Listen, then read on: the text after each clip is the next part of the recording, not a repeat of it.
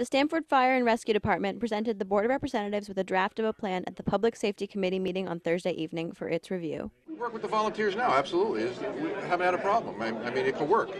Hopefully, if everybody works together, it can work. It works in other cities, it can work here. Based on what we heard this evening, what we proposed, you know, we're not going to hire any more manpower, so we figure that it'll be the same amount of money. This action is the latest in an ongoing city issue of how to coordinate the work of paid and volunteer firefighters in the city of Stamford. At the meeting, members of the Board of Representatives asked questions of the department which they could address. No, there's no surprises. I mean, it's very normal for there to be a lot of questions.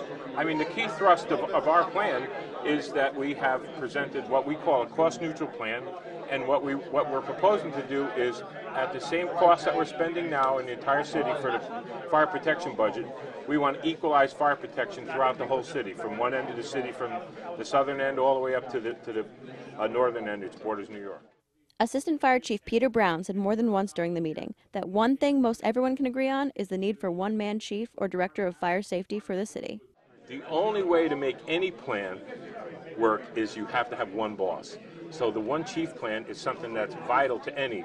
And again, we have no problem with it not being even from our department. To make this thing work better, we would be glad to work with the volunteer chiefs, the mayor, and the Human Resource Department of the city to go out, look nationally, and be able to bring in a director of fire services. We can call them whatever we want, but to bring in a person who has a lot of experience with combination departments, which are career and volunteer departments. Again, we work together every day, daily, on incidents throughout this city. Again, a lot of these incidents occur.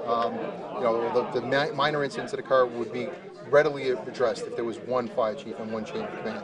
If everybody had an equal say in what goes on, that would improve things greatly in this city.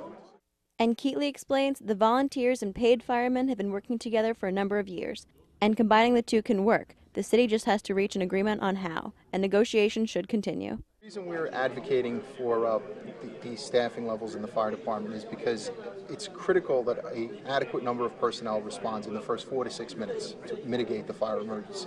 A fire doubles in size every minute, so as time goes by, the fire grows bigger and puts people in more danger. And it's also particularly relevant because a lot of our calls are emergency medical services related, and when you have somebody that's in cardiac arrest or needs advanced life support, the more hands you have, the better the patient's outcome is going to be. As the president of Stamford Professional Firefighters, I look forward to sitting down with anybody at any time to discuss any of these issues. We are the authority on public safety and fire safety in this city, and we look forward to sitting down with anybody to speak to them about it.